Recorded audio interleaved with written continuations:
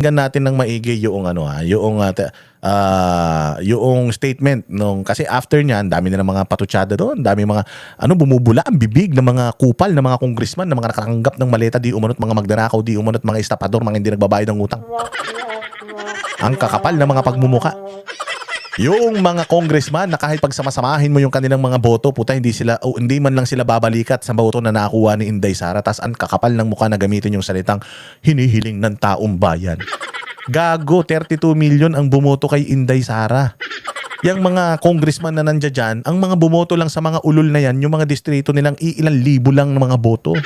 Tangina ninyo, hindi kayo nagre-representa sa mga boses ng mga constituents nyo. Kasi nung nakatanggap kayo ng mali-malitang pera po, hindi nyo naman yan binahagi sa mga constituents nyo, binahagi nyo lang yan sa mga kabit nyo. Ibinili nyo lang ng mga gandang mga relo nyo yan. Ibinili nyo lang ng mga bulletproof na mga sasakyan ninyo, mga luho ninyo, mga hayop kayo. Oh, kakapal ng mukha. Ito, pakinggan natin. Ang galing nitong dalawang abogado na to, promise. At natuwa ako sa kanilang press con. Decision of the defense team na unconstitutional yung nangyaring proceedings, di ba? Ngayon, ang tinitingnan natin, ang sinasabi talaga natin dito, just to simplify things, sa Constitution, very clear naman yung nakasulat. No? Number one, ang initiation ng impeachment proceedings that belongs to the House. That's an exclusive power of the House. We're not contesting that. No?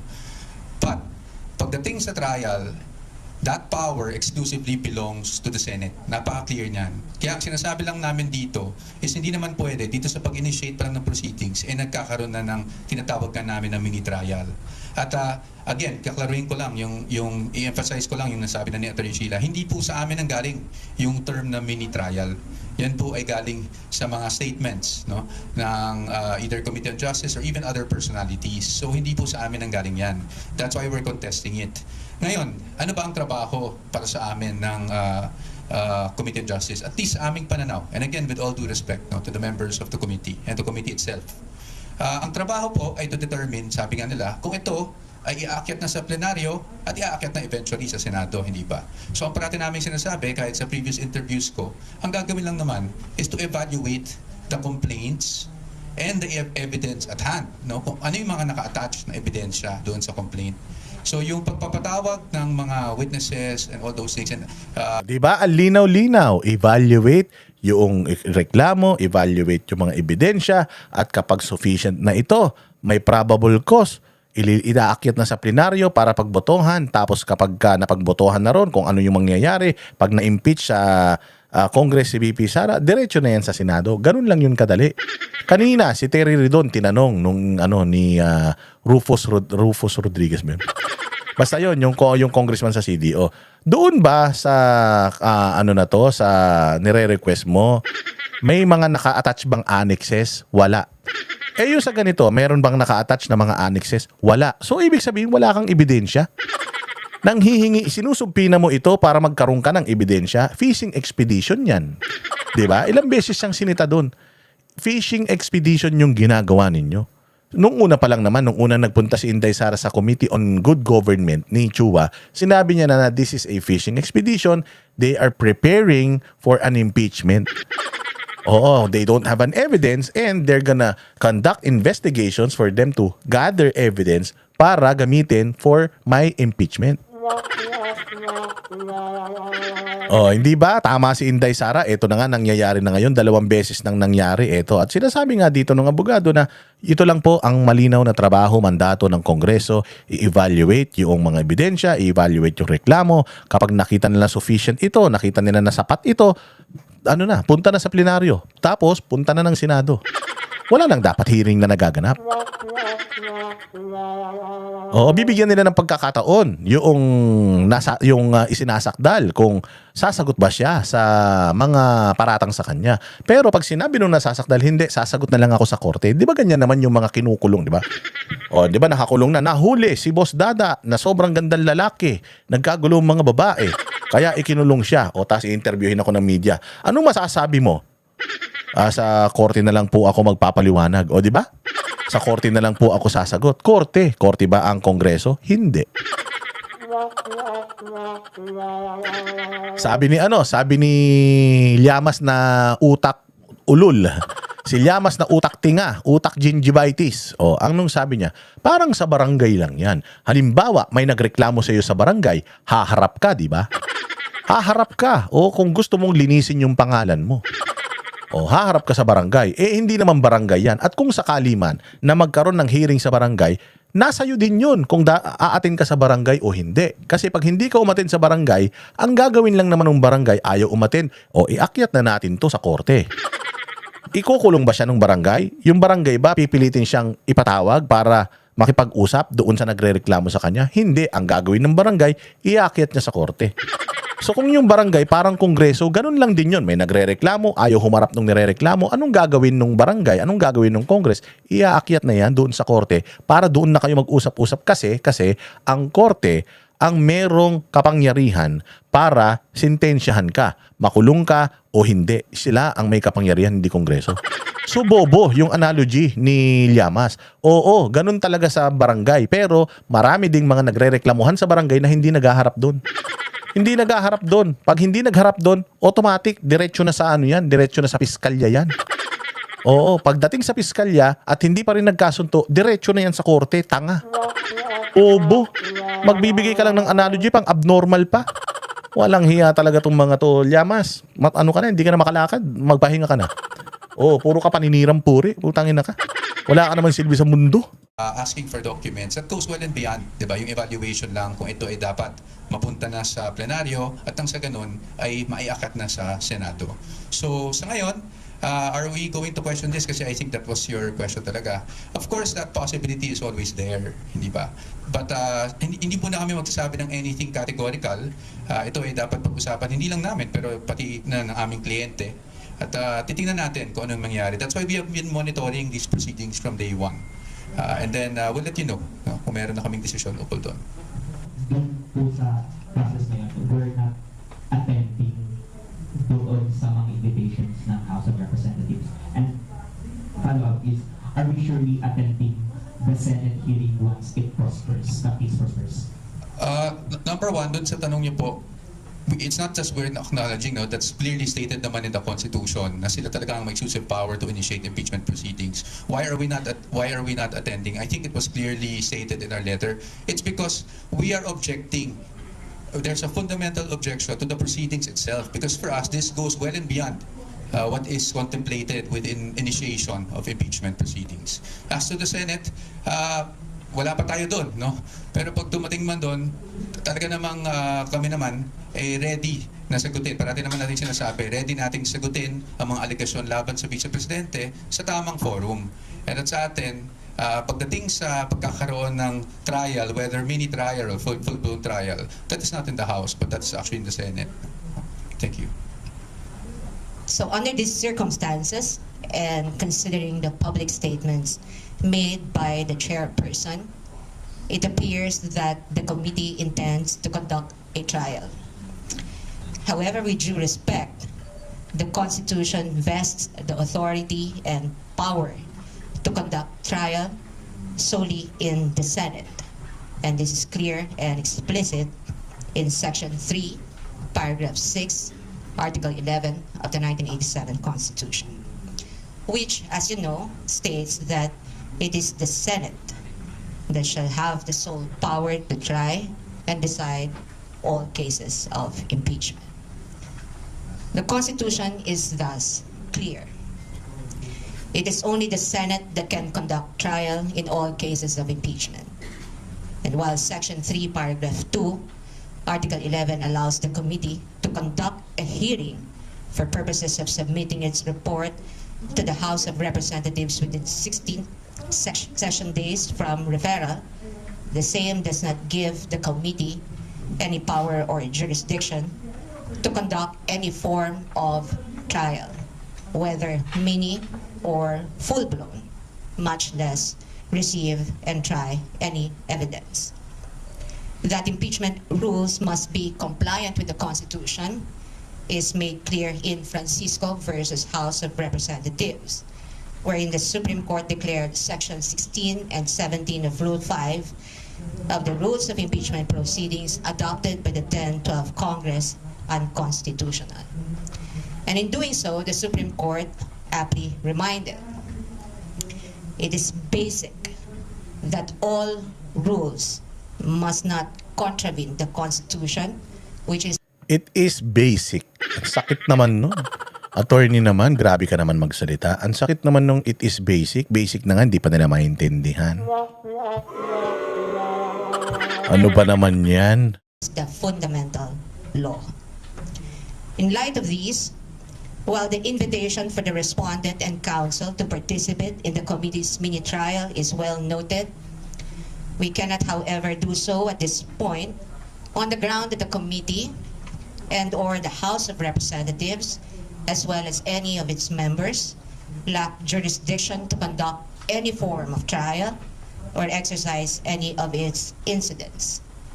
Absent such jurisdiction, any attempt to proceed in the nature of any form of trial or to invoke powers ancillary to it is unconstitutional.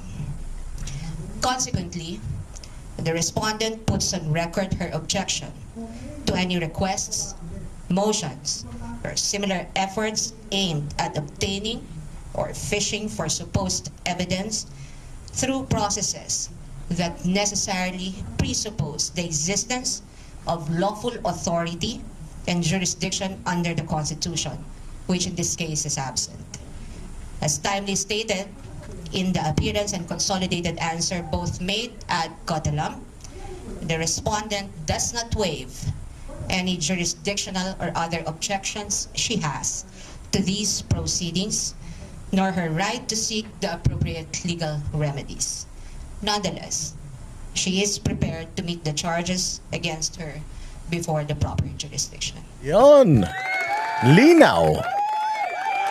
Very simple, very basic.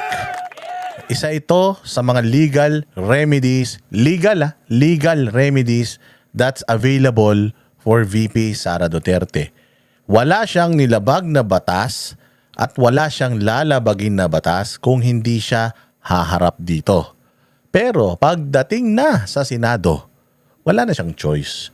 Haharap na siya doon at ready na siya. Wag nang dito sa Congress. Bulahan yan mantakin mo. Magnanakaw yung mga yan daw, daw, di ko sinabi Sabi nung mga, nung mga kasamahan din nila sa Congress, mga magnanakaw daw yan. Mga mukhang pera daw yan, kapalit ng pera, pumirma daw yan. Sabi nung mga, nung mga Marines, nag-deliver daw sila ng mga pera dyan. Itong panahon daw ng mga Quadcom, Tricom, at lahat ng mga Com, nagkakabigayan daw dyan ng mga envelope. O, hindi ba? So bakit ako aatin dyan? Bakit ako isasubmit ko yung sarili ko sa lugar kung saan puros magnanakaw yung nandoon? Isasubmit ko yung sarili ko sa lugar kung saan takot na takot itong mga nandirito sa lugar na ito kasi pag naging presidente ko, hahabulin ko silang lahat. Yan ang magandang ginawa ni Inday Sara. Kaya nga sabi ko sa inyo, pumuputok na ang mga ugat nila sa ulo. Wala naman silang mga utak kasi kaya sa ulo na lang. Oo, pumuputok na ang mga ugat nila sa ulo dahil dito sa ginawa ni Inday Sara. At nako, wala na. Wala nang kapag-apag-asa itong impeachment na to dyan. Panalo na yan, sa inyo na yan. Sige na, okay na yan. Ready na si Inday Sara para sa Senado. Tapos na usapan. Pero, the fact na pinatatagal nyo, the fact na pinahahaba nyo, dinidribble-dribble nyo pa yan dyan, utang ina nyo, huling-huli kayo sa akto, Putya, wala kayong ebidensya, Alam nyo, na pagpunta nyan sa Senate, mapapahiya kayo lahat, kasi katulad niyan si Leila de Lima. Di ba pagdating sa Senate, anong tanong ni Jinggoy Estrada sa kanya? Madam Leila, di ba Commission on Human Rights ka? Ilang taon? Tapos pagkatapos nun, naging DOJ Secretary ka, di ba? Ilang taon? Tapos pagkatapos nun, naging senador ka pa, di ba? Ilang taon? So nung DOJ Secretary ka, di ba? Nasa iyo ang DILG, nasa iyo ang NBI, nasa iyo PNP, nasa iyo lahat. Di ba? Si HR ka pa lang, si Duterte, inaakusahan mo na nung Davao Death Squad. So, nung nag-iimbestiga ka, nung CHR ka pa lang, hanggang sa naging DOJ ka, anong nangyari? Ba't hindi mo siya nakasuhan? O kinasuhan mo ba siya kahit isang beses man lang? Anong sabi ni Leila de Lima? Wala, hindi ko siya nakasuhan. Oh, imposible naman. CHR, DOJ. CHR ka ng 3 taon. DOJ ka ng 6 na taon. Naging senador ka pa. O nag-imbestiga pa dito sa Senado. Tapos wala kang naisampa kahit na isang demanda, kahit na isang kaso against Pangulong Duterte dahil sa Davao Death Squad. Anong sabi niya? Kasi walang tao sa Davao na gustong makipag-cooperate. O, di ba? Mabibisto sila dyan. Mabibisto sila na pagdating doon, wala talaga silang ebidensya. Katulad si Leila de Lima sa haba ng panahon, hindi siya nakakita ng kahit isang ebidensya na makapagpapatunay na mayroong Davao Death Squad at hindi siya nakapagsampa ng kahit na isang kaso man lang. Na yun lang ang trabaho niya, binuhos niya, ginugol niya ang buhay niya para magalit ng kay Duterte, pero hindi siya nakahanap at nakagawa ng kahit isang paraan man lang.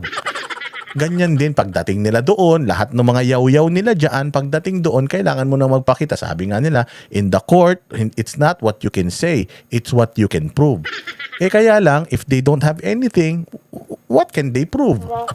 Nga. Oo, walang hiya. Kami ang boses ng masa, hindi natatakot. Katotohanan lang, di kami nalulunod. Walang bahid ng sismis, lahat ay totoo. Kahit sino ka pa, pag mali ka babanatan ka.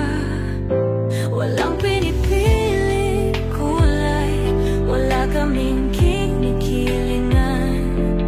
Basta para sa bayan, kami lalaban. Pag tama palakpakan, pag mali banatan. Di matitinag, di matatakot, para sa bayan tuloy ang sigaw. Sa harap ng kamera, walang halong takot. Mga baluktot, lahat kayo'y tutumba. Ang hustisya at totoo, yun lang ang mahalaga. Kahit sinong harang, di kami matitinag. Walang pinipiling kulay, wala kaming kinikilingan. Basta para sa bayan, kami lalaban. Pag tama palakpakan, pag mali banatan. Di matitinag, di matatakot, para sa bayan tuloy ang sigaw. Kung nasa tama ka, ikaw ay aming kasama. Pero pag mali ka, handa ka na bang mabasag? Banateros kami, walang inuunan, dahil bayan muna bago ang sarili.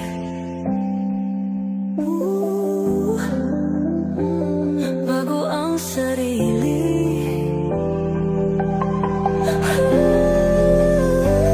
Pag tama palakpakan, pag mali banatan. Banateros ang sigaw, katotohanan ang laban.